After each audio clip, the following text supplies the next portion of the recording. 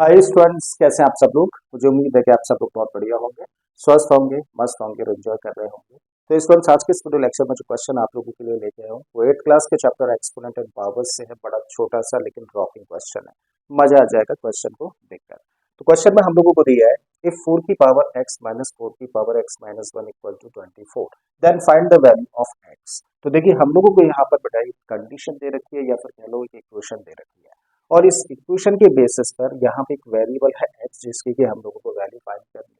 ठीक है, तो चलिए स्टार्ट करते हैं और x की वैल्यू इस स्टेटमेंट के बेसिस पर फाइंड करने की कोशिश करते हैं। सबसे पहला काम क्या करें, सबसे पहले बेटा जो स्टेटमेंट हम लोगों को दे रखा है, एक बार इस स्टेटमेंट को एज इट इज लिख लें।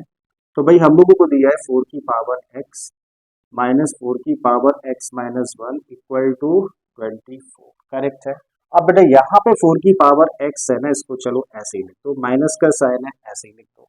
अब यहाँ पर आने से पहले एक्सपोनेंट का एक लॉ छोटा सा समझ लेते हैं और उसके बाद इसको आगे करते हैं। भाई हम लोग जानते हैं कि a की पावर n को अगर हम लोग डिवाइड करें a की पावर n से, तो ऐसे केस में हम लोग क्या लिख सकते हैं, मतलब दो नंबर्स हैं जिनके की बेसिस सेम है, उनमें से एक नंबर दूसरे को डिवाइड करता है। तो ऐसे केस में बेटा बेस वही रहता है और ऊपर वाली पावर में से नीचे वाली पावर को माइनस करके लिख देते हैं।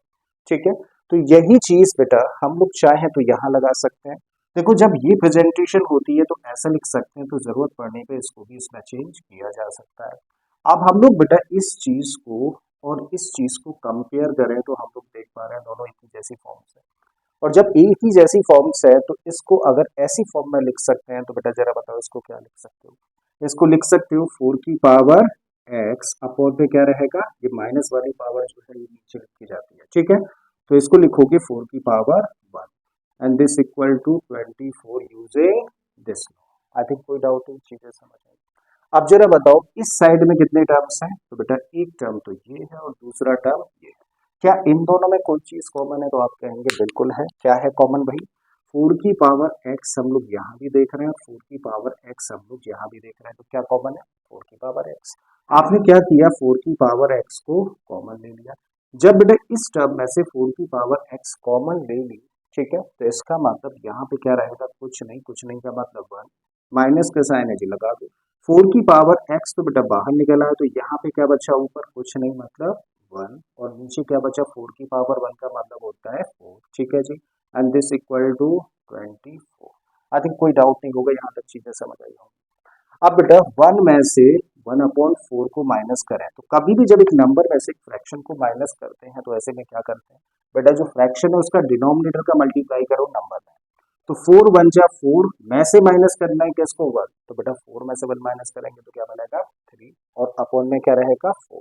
तो इस चीज को आप लोग लिख सकते हो क्या, 4 की पावर x, ये वाला टर्म ऐसे लिखा हम लोगों ने, और ब्रैकेट में क्या मिल रहा है हम लोगों को, यहाँ से मिल रहा है 3/4 और इक्वल में है कितना 24।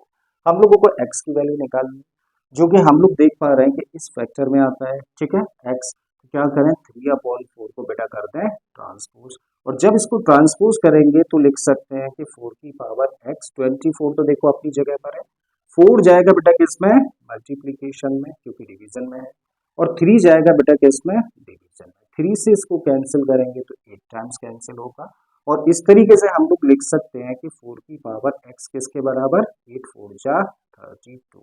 ठीक है, चलिए यहाँ पर आ जाते हैं, थोड़ा सा स्पेस करते हैं। अब हम लोगों के सामने जो स्टेटमेंट तैयार हो रहा है उस स्टेटमेंट में हम लोग कह रहे हैं कि 4 की पावर x किसके बराबर है, 32 के बराबर है, और हम लोगों को फिर भी x की वैल्यू निकालनी है। अब जब भी कभी किसी वेरिएबल की वैल्यू निकालनी हो और वो बड़ा वेरिएबल एक्सपोनेंट का पार्ट हो, पावर का पार्ट हो, तो ऐसे केस में हम लोग क्या करते हैं, बेसिस दोनों साइड्स में सेम लेकर आते हैं। मतलब यहाँ पे 4 बेस है, तो क्या 4 की बेस पे 32 को लिख सकते हैं, तो आपका जवाब ओवर नहीं लिख सकते। ठीक है, तो क्या करो, इसको भी चेंज करो। तो 4 की जगह पे क्या लिख सकते हैं, देखो 4 का मतलब होता है 2 इंटू 2, और 2 इंटू 2 का मतलब होता है 2 की पावर 2। आई थिंक समझ आ रहा है। तो 4 की जगह पे लिखे हम लोग 2 की पावर 2, और बाहर पावर x है, लिख दीजिए। 32 को हम लोग फैक्टराइज करें तो इसको लिख सकते हैं 2 इंटू 2 इंटू 2 इंटू 2 इंटू 2, मतलब ये हुआ 2 की पावर 5। लिख दीजिए इसकी जगह पे 2 की पावर 5।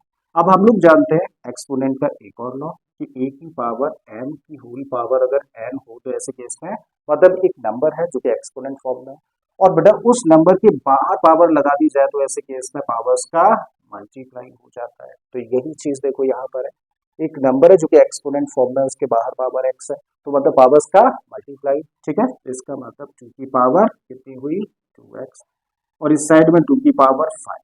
अब हम लोग देख रहे हैं कि बेटा जो स्टेटमेंट हमारे सामने है उस स्टेटमेंट में हम लोग देख रहे हैं कि भाई दो नंबर्स हैं, जिन दो नंबर्स के बेसिस आपस में सेम है, बीच में इक्वल का साइन है, ये तो तभी पॉसिबल है जब दोनों साइड्स की पावर्स भी कैसी होंगी, इक्वल होंगी। मतलब इस साइड में पावर क्या है, इस साइड में बेटा पावर है 2x, और इस साइड में पावर क्या है 5, तो 2x इक्वल टू कितना हुआ 5 हुआ। दिस इंप्लाइज, ये साइन भी बना दो।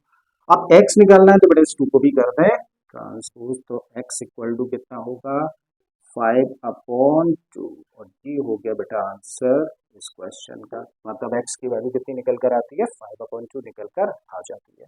तो मुझे उम्मीद है कि आप लोगों को ये क्वेश्चन अच्छे से समझ आया होगा। अगर ऐसा है तो प्लीज वीडियो को लाइक कर दें, चैनल को सब्सक्राइब कर लें अगर आपने इसको अभी तक सब्सक्राइब नहीं किया है, और बाकी के इसी तरीके के क्वेश्चंस को देखने के लिए प्लेलिस्ट में चले जाइए। ऑलरेडी इस तरीके के बहुत सारे क्वेश्चंस आपका वेट कर रहा है। मैं फिर से आता हूँ एक और नए क्वेश्चन के साथ में। Till then keep learning and thank you for watching this video.